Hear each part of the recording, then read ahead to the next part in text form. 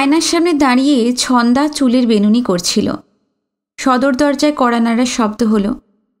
পাশের খাটে ছোট বোন সীমা চাদর মুড়ি দিয়ে শুয়ে আছে। জ্বরে ভুগছে কদিন ধরে। ঝি আজ কাজে আসেনি। মা তাই নিয়ে গজগজ করছে আর বিকেলের কাজ সারছে। ছন্দা অনেকগুলি বাসন মেজে দিয়ে গেছে, উনুনে আঁচ দিয়ে এসেছে। তবু মার বিরক্তির শেষ নেই। বাবা বাইরের ঘরে বসে জ্যোতিষ চর্চা করছেন। এক ধনী ব্যবসায়ী তার মেয়ে ঠিকুজি করতে দিয়ে গেছেন, তাই নিয়েই মগ্ন। সদর দরজা কেউ ভেঙে ফেললেও তিনি আর উঠবেন না। কিন্তু তিনি না উঠলেও কিংবা সঙ্গে সঙ্গে আর কেউ গিয়ে দরজা না খুলে দিলেও যে এসেছে সে আর ফিরে যাবে না। ছন্দা মুখ টিপে হাসল। আয়নায় সেই অতি পরিচিত স্মিত মুখখানির দিকে একটু তাকালো। তার এই সুগৌর সুডৌল মুখখানিকে সবাই সুন্দর বলে, মিথ্যে বলে না। দরজার কড়াটা নড়েই চলেছে। এই কম্পনে দরজাও ভাঙবে না, কড়াও ভাঙবে না, সম্পর্কেও টোল খাবে না। শুধু একটি প্রত্যাশা মধুর অধীর অসহিষ্ণু শব্দ হতে থাকবে। কিন্তু বাইরের ঘরে বাবা অস্থির হয়ে উঠেছেন। আহ, দৌড়টা যে কে এদিকে ভেঙে ফেলল! কি করছিস খুকি, খুলে দে না। যাই। একই সঙ্গে বাবাকে আর আগন্তুককে সাড়া দিল ছন্দা। কণ্ঠস্বরে আশ্বাস দিল। তারপর চুল বাঁধা অসম্পূর্ণ রেখেই ছুটে গিয়ে দরজা খুলে দিল। কিন্তু খুলে দিয়ে যার মুখ সে দেখল তাকে সে আশা করেনি। শরিত নয়, সুধাংশুদা। 25 বছরের সুদর্শন যুবক নয়, 45 বছরের প্রৌঢ়। কবি নয়, ক্যানভাসার। বিদেশি বুক কোম্পানির এজেন্ট। ঘনিষ্ঠ বন্ধু নয়, পরিচিত হিতৈষী। আর ইদানিং ছন্দার একটি বেশি রকমের ন্যাওটা। কিন্তু যত হতাশই হোক ছন্দা, অতিথিকে অভ্যর্থনা করতেই হলো। মুখে হাসি টেনে ছন্দা বলল, আসুন সুধাংশুদা। সুধাংশুর হাতে বড় একটা পোর্টফোলিও ব্যাগ, পরনে ধূসর রঙের ট্রাউজার, গায়ে ছিটের শার্ট, মাথার চুল ব্যাগ ব্রাশ করা। ভিতর থেকে মাঝে মাঝে রূপলি রেখা ঝিলিক দিয়ে ওঠে। সুধাংশু হেসে বলল, এই যে ছন্দা, ভালো আছো তো? ছন্দা বলল, আছি আছি, আসুন। বাইরের ঘরখানা জানলার ধারে একটি তক্তপোষ পেতে ছন্দার বাবা বসে আছেন। ঠিক চুপচাপ বসে নেই, বসে বসে জ্যোতিষীর বই ঘেঁটে যত রাজ্যের ঠিকুজি কুষ্ঠি তৈরি করছেন। ছন্দাদের ঘরে ঢুকতে দেখে তিনি ফিরে তাকালেন, ভ্রুকুঁচকে বললেন, কে? আমি, সুধাংশু। সদানন্দ এবার চশমাটা পরে আগন্তুকের দিকে তাকিয়ে বললেন, হো তুমি, বসো বসো, অনেক দিন পর এলে। সুধাংশু তক্তপোষের ধারে চেয়ারখানায় বসে ব্যাগটা কোলের ওপর রেখে হাসল।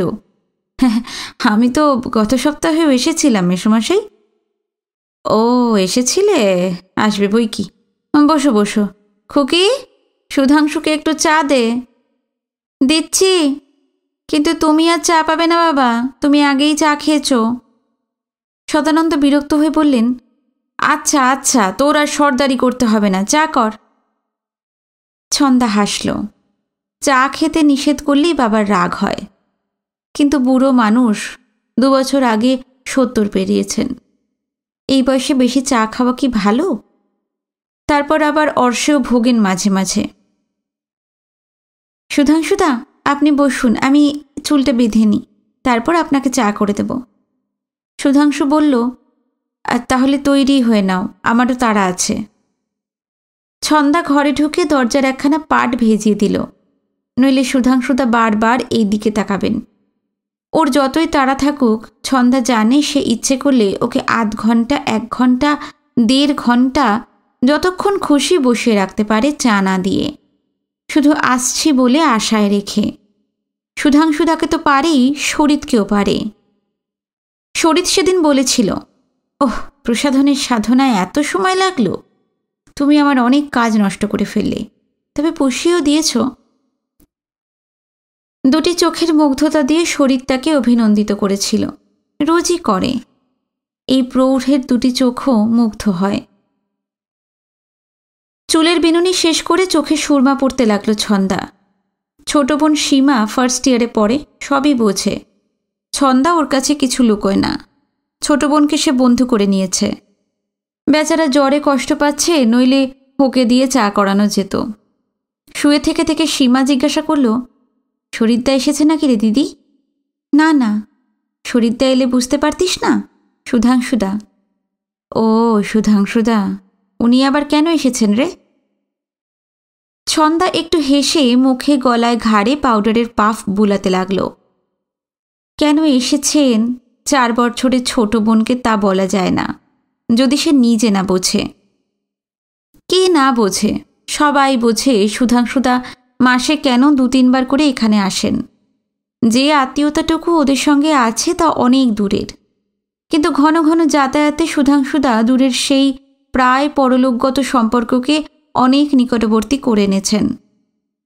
3 বছর আগে এসেছিলেন অবশ্য কাজের জন্য। যে বই ব্যবসায়ীর তিনি প্রতিনিধি, তাদের দোকানের একটা সচিত্র ক্যাটালগ তিনি বাবাকে বসে বসে দেখাচ্ছিলেন। বুক অফ নলেজ, পৃথিবীর শ্রেষ্ঠ সাহিত্যিকদের জীবনী ও রচনাবলীর পরিচয়, সাধারণের বিজ্ঞান, শিশুদের ভূচিত্রাবলী, সব রকম বইই তাদের আছে। এই বই ছন্দার বাবা কিনলে তার খুব উপকার হবে, ঘরের ছেলে মেয়েদেরও কাজে লাগবে। টাকাটা একসঙ্গে দিতে হবে না, মাসে মাসে কিস্তিতে কিস্তিতে শোধ করলেই চলবে। 10, 15, 20, 25 বইয়ের দাম অনুযায়ী কিস্তির হার। বাবা বলেছিলেন, ওইসব বই রাখবার জায়গা কই আমার ঘরে, ভাড়া বাড়িতে থাকি, এই তো 2টো মাত্র ঘর, এই দামি দামি বই কোথায় রাখি বলো তো? সুধাংশুদা বলেছিলেন, আপনি ভাববেন না, বই আপনি নিন, রাখবার ব্যবস্থা আমিই করে দেব, সস্তায় বুককেস কিনে দেব একটা। বাবা বলেছিলেন, এই বুড়ো বয়সে অন্যের জন্য দিনরাত খাটতে হয়, বেরোবার শক্তি নেই, ঘরে বসেই কাজ করি। না করে করব কি বলো? ছেলে আছে চিত্তরঞ্জন লোকোমোটিভে, কোয়ার্টার পেয়েছে, বউ আর ছেলে নিয়ে থাকে, যা পায় নিজেরই লেগে যায়, আর এই গোষ্ঠী চালাতে হয় আমাকেই, নিজেরই কর্মফল। বই পড়বার সময় কই সুধাংশু? সুধাংশুদা বলেছিলেন, এ কি বলছেন মেসোমশাই, জ্ঞানের তৃষ্ণার কি শেষ আছে? যতদিন আয়ু ততদিন বই আমাদের সঙ্গী। বইয়ের মতো বন্ধু আর কেউ আছে নাকি? ছেলের সঙ্গে ঝগড়া হলে সে আলাদা হয়ে চলে যায়, বন্ধুর সঙ্গে মনোমালিন্য হলে সে মুখ দেখা বন্ধ করে, কিন্তু বই আপনার চিরদিনের সুহৃদ। তেলের বিজ্ঞাপনের মতো এত যে বইয়ের বিজ্ঞাপন, একখানা বইও কি সুধাংশুদা পড়ে দেখেছেন? মাস 3 হাঁটাহাঁটির পর শেষ পর্যন্ত বুক অফ নলেজের একটা সেট তাদের গছিয়েই দিলেন। ছন্দাও সুপারিশ করেছিল, অত ঘুরছেন, কিছু না নিলে ভালো দেখায় না, বুক অফ নলেজের একটা সেট নিয়ে নাও বাবা। সেই বইয়ের দাম কবে শোধ হয়ে গেছে, তবু এ বাড়িতে সুধাংশুদা যাতায়াত শেষ হয়নি। যারা নিজেদের ভবিষ্যৎ জানতে চায়, কোষ্ঠী ঠিকোজের বিচার করতে চায়, ছেলেমেয়ের বিয়েতে রাজ্যটুকের সন্ধান চায়, সুধাংশুদা তাদের এখানে ধরে নিয়ে আসেন। আর বাবাও ভাগ্য জিজ্ঞাসুদের ভিতর থেকে বেছে 2-4 জনের সঙ্গে সুধাংশুদার আলাপ করিয়ে দেন। তাদের বাড়িতে আর অফিসে সুধাংশুদার হাঁটাহাঁটি শুরু হয়ে যায়। বাবা আর সুধাংশুদা এখন বাণিজ্যিক সুতোয় বাঁধা, কিন্তু ছন্দা জানে আরও একটি সূক্ষ্ম সুতো আছে, তা সাদা নয়, 7 রঙা। কিরে, চা এখনো দিতে পারলি নে? দিন রাত কেবল সাজের ঘটা, কোথায় বেরোবি যে এত সাজসজ্জা করছিস? বাবা রাগ করতে শুরু করেছেন। আহা, সাজুক সাজুক, এই তো বয়স, আপনার নিজের 22-23 বছর আগেকার কথা মনে করে দেখুন না মেসোমশাই। সদানন্দ বললেন, আমি এখন যা তখনও তাই ছিলাম, অত সাজগোজের ধার ধারতাম না। 2টি ভুরুর মাঝখানে সন্তর্পণে কুমকুমের টিপ পড়তে পড়তে হাসি পেলেও জোর করে তা চেপে রাখল ছন্দা। হাত কেঁপে গেলে বিভ্রাট হবে। বাবার কথা শুনে উনি এই 72-এ যা 22-এও নাকি তাই ছিলেন। এখন ওর মাথায় টাক, মুখে দাঁত নেই, চামড়া কুঁচকে গেছে, তনু দেহ ধনুর মতো বাঁকানো। তখনও নাকি উনি তাই ছিলেন।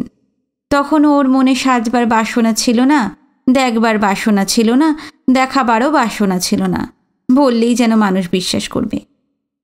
ছন্দার ঠোঁটের হাসি লিপস্টিকের আভাসে আরও উজ্জ্বল হয়ে উঠল। সীমা বলল, হাসছিস যে দিদি, শরীরটা তো এখনো এলো না, তারও তো এই 5টায় আসবার কথা ছিল। ছন্দা হেসে বলল, বাবা তোর দেখি সে কথা একেবারে মুখস্থ, মনের অ্যাপয়েন্টমেন্ট বুকে লালকালি দিয়ে দিনক্ষণ লিখে রেখেছিলি নাকি রে? আসবে আসবে, সে তো চিরকালই লেট লতিফ।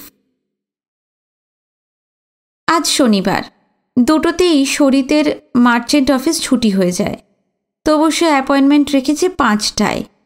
এই 3 ঘন্টায় আরও রাজ্যের জরুরি কাজ সে সারবে। ক্লার্ক থেকে সম্প্রতি অফিসার হয়েছে, মনিবকে কাজ দেখানো তো চাই। মনে মনে হাসল ছন্দা। অন্য কোথাও দেখা করতে সে রাজি ছিল, কিন্তু শরীতি বলেছে তাকে তাদের বাঞ্ছারাম লেন থেকেই সে তুলে নেবে। মিশন রো থেকে এইটুকু পথ আসতে ক মিনিটই বা লাগবে। শরীত মুখুজ্জি এবারের অপরিচিত নয়, তার বাবা মার অমনোনীতও নয়। বাবা হাঁক দিলেন, চা না দিস তো না দিলি, তুই এবার আয়, সুধাংশু এখন উঠবে। ছন্দা মনে মনে হাসল। কেউ কি আর ওকে জোর করে ধরে রেখেছে? সন্ধে উতরে রাত হবে, রাত শেষ হয়ে আবার ভোরের আলো ঝিকমিক করবে। তবু ছন্দা এ ঘর থেকে ও ঘরে না যাওয়া পর্যন্ত সুধাংশু ভট্টাচার্য তার চেয়ার ছেড়ে উঠতে পারবে না। সে কথা ছন্দা ভালো করেই জানে। শাড়ি বদলে ব্রেসিয়ারটা আরেকটু ঠিক করে নিয়ে ছন্দা এবার হাসি মুখে বেরোল। সুধাংশুদা, আমার বড্ড দেরি হয়ে গেল। তাতে কি হয়েছে? ছন্দা জানে এই কথা ওকে বলবেই। শুধু কি মুখ, দুটি চোখও তো সেই কথাই বলছে।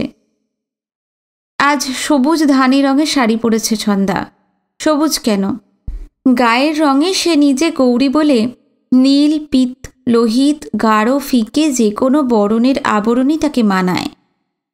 সুধাংশুর উল্টো দিকের চেয়ারটায় ছন্দা এসে বসল, হেসে বলল, আপনার কোনো ক্ষতি না হলেই হলো।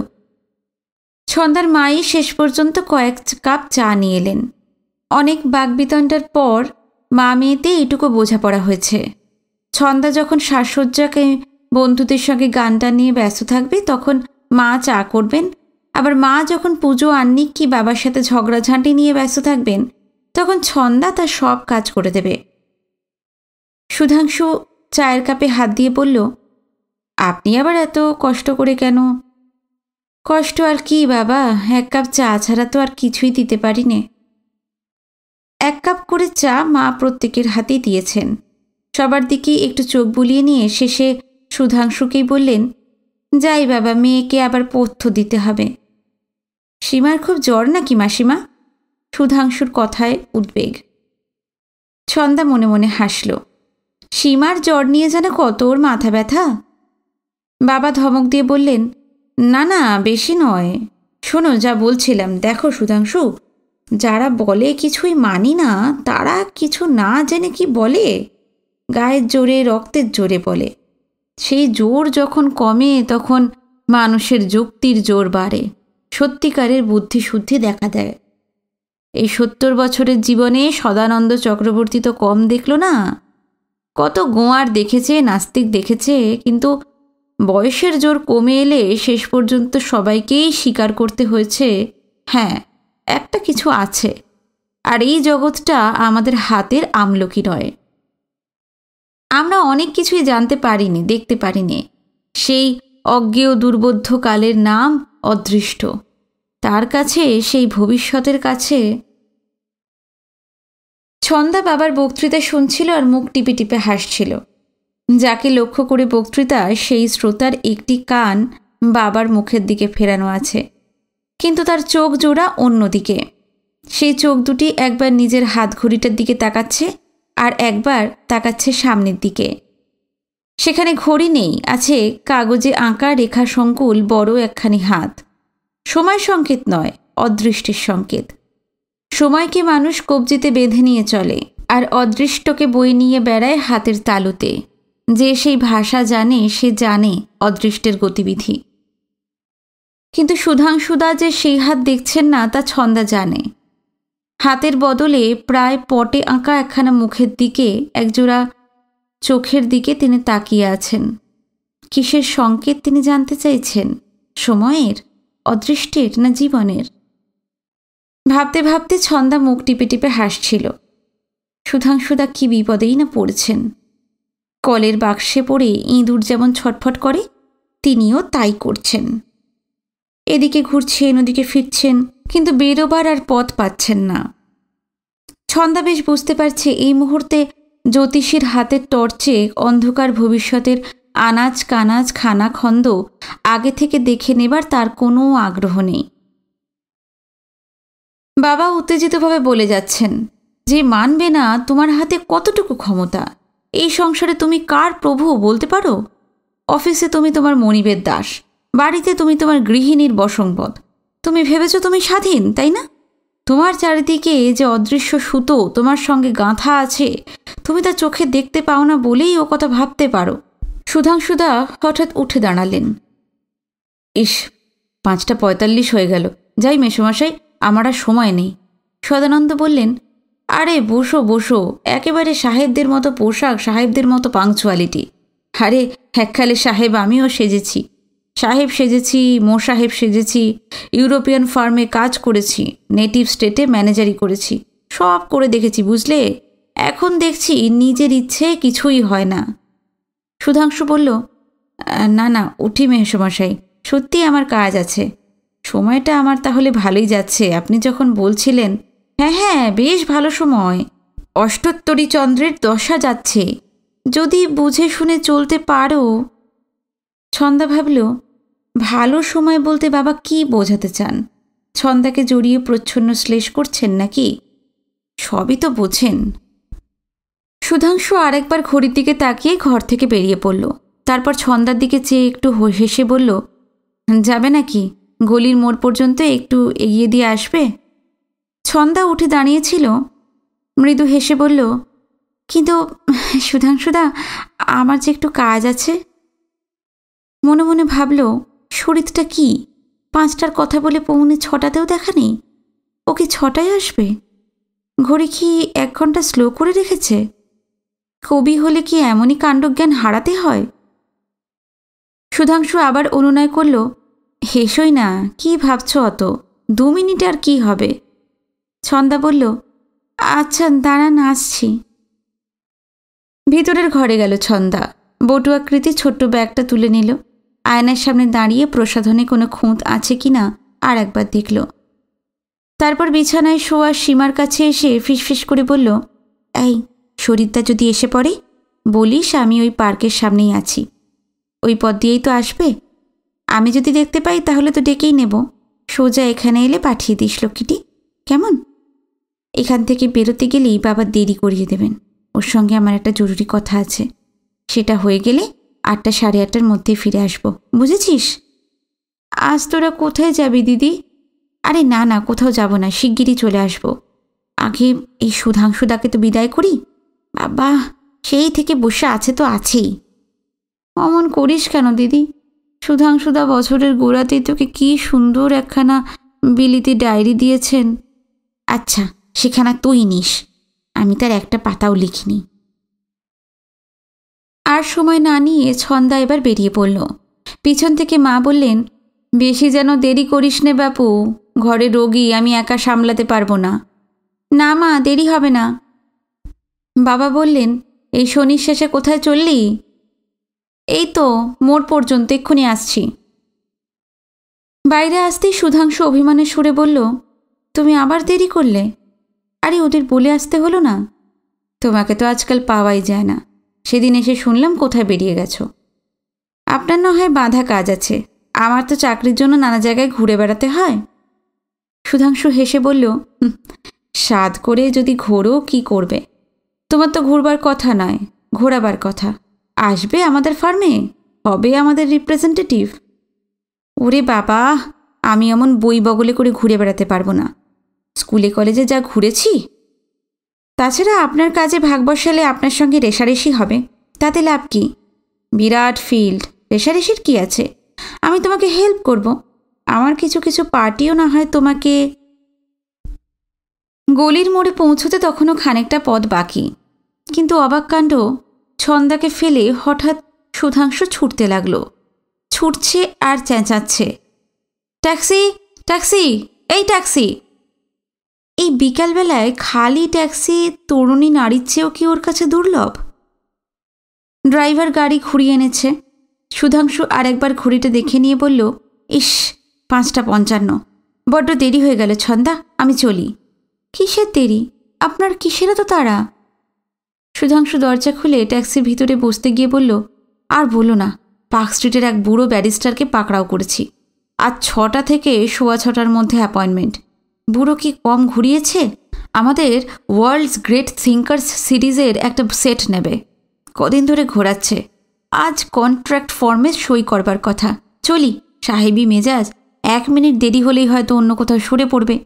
কি অছিলা পেয়ে বলবে আজ হবে না। ঠিক আছে, চলি ছন্দা। ড্রাইভার, জলদি জলদি। হ্যাঁ হ্যাঁ, ওয়েলেসলি দিয়ে বেরিয়ে যাও। মুহূর্তের মধ্যেই সুধাংশুকে নিয়ে ট্যাক্সিটা অদৃশ্য হয়ে গেল। ছন্দা অবাক হয়ে দাঁড়িয়ে রইল। মনে মনে ভাবল, কি মানুষ, মাত্র এইটুকু সময় হাতে নিয়ে উনি রসালাপ করতে এসেছেন। যাক, ভালোই হলো। কতক্ষণ জ্বালাতেন তার নেই ঠিক। হাড়কিপ্পন মানুষ। হয়তো একটা বাজে রেস্তোরাঁয় টেনে নিয়ে যেতেন চা খাওয়াতে, তারপর সামনে নিয়ে বসে বকবক করতেন। কতবার এমন হয়েছে। তার চেয়ে আজ যে তাড়াতাড়ি বিদায় নিয়েছেন তার জন্য ছন্দা ওর কাছে কৃতজ্ঞ, ওর ব্যারিস্টার সাহেবের কাছেও কৃতজ্ঞ। এখন শরীর এসে পড়লেই হয়। ছন্দার পার্ক পর্যন্ত এগোলো না, গলি আর বড় রাস্তার মোড়েই দাঁড়ালো। বাস, ট্রাম, ট্যাক্সি, শরীর যে করেই আসুক এই পথ দিয়েই যাবে। ছন্দা এখানেই আটকাতে পারবে তাকে, বাড়িতে ঢুকবার আর দরকার হবে না। কিন্তু আশ্চর্য, এত লেট করছে কেন শরীর? ওর কি সময় বোধ একেবারেই নেই? পাড়ার চেনা আর অচেনা ছেলেগুলো তার দিকে তাকাতে তাকাতে যাচ্ছে। এখানে আর বেশিক্ষণ দাঁড়ানো চলবে না। ছন্দা কয়েক পা এগিয়ে একেবারে পার্কের সামনে গিয়ে দাঁড়ালো। শরীর এখনও আসেনি। কি হলো তার? এতক্ষণ নিশ্চয়ই অফিসে বসে নেই। কোথায় বেরিয়েছে কে জানে?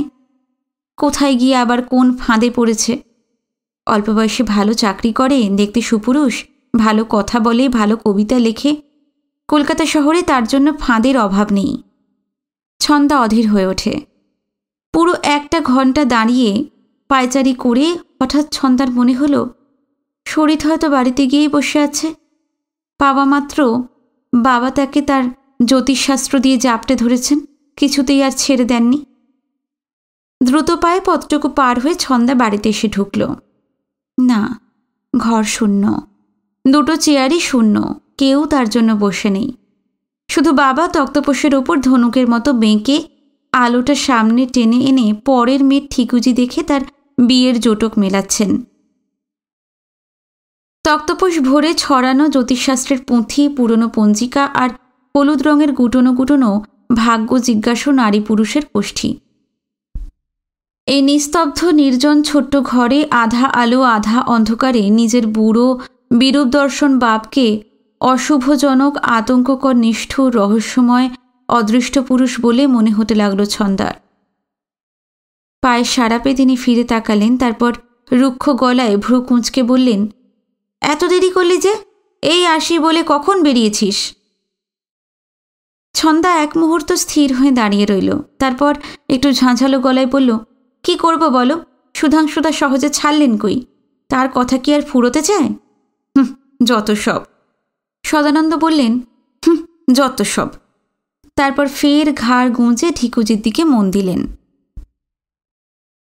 ছন্দার দেরি না করে ভিতরে চলে গেল। সীমা শুয়ে শুয়ে ককাচ্ছে। ছন্দা জিজ্ঞাসা করল, কি রে, জ্বর বেড়েছে নাকি? কি জানি, মাথাটা বড্ড ধরেছে। দাঁড়া, আমি আসছি। দামি শাড়ি পাল্টে আটপৌড়ে আধময়লা পাড়ের দিকটা ছেঁড়া শাড়িখানা ফের পড়ল ছন্দা। তারপর ছোট বোনের শিয়রের কাছে এসে বসল। আস্তে আস্তে তার চুলে কপালে হাত বুলিয়ে দিতে লাগলো। ওষুধপথ্য খাওয়ানো হয়েছে কিনা একবার জিজ্ঞাসা করে নিল মাকে। তিনি বললেন, সবই করছি বাপু, সবই করেছি, ফেলে রাখবো কার ভরসায়? মা ঘর থেকে চলে গেলে সীমা ফিসফিস করে সেই জ্বরের ঘরে জিজ্ঞাসা করল, এখানে তো আসেননি, পথে দেখা হয়েছিল দিদি? না সীমা, কিচ্ছু হয়নি, তুই এবার ঘুমো। বাবা গুনছেন, আঁক কষছেন, জোটক মেলাচ্ছেন। অনেক রাত পর্যন্ত ওই করবেন। ছন্দা এইমাত্র যে কথাটা বলে এলো তার সত্যাসত্য কি ওই মহাজ্যোতিষী গুণে ঠিক করতে পারবেন? ছন্দা জানে তা পারবেন না। সব কথা গুণে বলা যায় না, বললেও মেলে না। গুনবার ইচ্ছাই হয় না। সুধাংশুদা ফিরে এলে বাবা হয়তো কথায় কথায় আজকে দেরির কথাটা তার কাছে তুলতে পারেন, কিন্তু তার আগে সুধাংশুদাকে ছন্দা সাবধান করে দেবে। তিনি নিশ্চয়ই স্বীকার করবেন ছন্দার সঙ্গে একটি সন্ধ্যা তিনি সত্যিই কাটিয়ে গেছেন। এই মিথ্যা বলার মধুর দায়িত্ব তিনি পরম আনন্দে বহন করবেন। ছন্দা সুধাংশুদাকে জানে, কিন্তু শরীরকে ভালো করে জানে না। এই মুহূর্তে সে কি করছে, সত্যিই কোনো দরকারি কাজ করছে না আর কোনো মেয়েকে নিয়ে হাসি গল্পে সময় কাটাচ্ছে, তা জানবার উপায় নেই। কাল জানতে পারবে। শরীরের সঙ্গে দেখা হলে তার না আসার কারণটা জানতে পারবে ছন্দা, কিন্তু তার মধ্যে কতটুকু সত্য কতখানি মিথ্যা থাকবে তা বুঝতে পারবে না। দরকার মতো মিথ্যার স্মরণ সংসারে শুধু তো ছন্দাই নেয় না। কালকের কথা কাল, আজ এই মুহূর্তে সব কথা যে জানতে ইচ্ছা করছে ছন্দার, না জেনে সে স্বস্তি পাচ্ছে না, এক অসহ্য যন্ত্রণায় মরে যাচ্ছে। অথচ ত্রিকালজ্ঞ জ্যোতিষী তো ঘরেই বসে আছেন। ঘুমন্ত বোনকে রেখে পা টিপে টিপে ছন্দা আবার বাইরের ঘরে এলো। বাবার মাথাটা সামনের দিকে আরও ঝুঁকে পড়েছে। তিনি কি জ্যোতিষ বারিধিতে মগ্ন হয়ে আছেন, নাকি সারাদিনের খাটুনির পর ক্লান্ত হয়ে ঘুমিয়ে পড়েছেন? ছন্দার কেমন যেন মায়া হলো। সংসারের জন্য এই বয়সেও বড় খাটতে হয় বাবাকে, বড় পরিশ্রম করতে হয়। ওর সব গণনা মেলে না, সব বিচার নির্ভুল হয় না, অনেক ভবিষ্যৎবাণী নিষ্ফল হয়। তাই নিয়ে পার্টির কাছে কম কথাও শুনতে হয়নি, হাসি টিটকিরি কম সহ্য করতে হয় না। কিন্তু কি করে উনি সব বলতে পারবেন? জ্যোতিষীও তো মানুষ, তিনি কি করে সব বলবেন, সব জানবেন? সব কথা তো জানা যায় না, জানা তো দূরের কথা, সব কথা জিজ্ঞাসা করাও যায় না।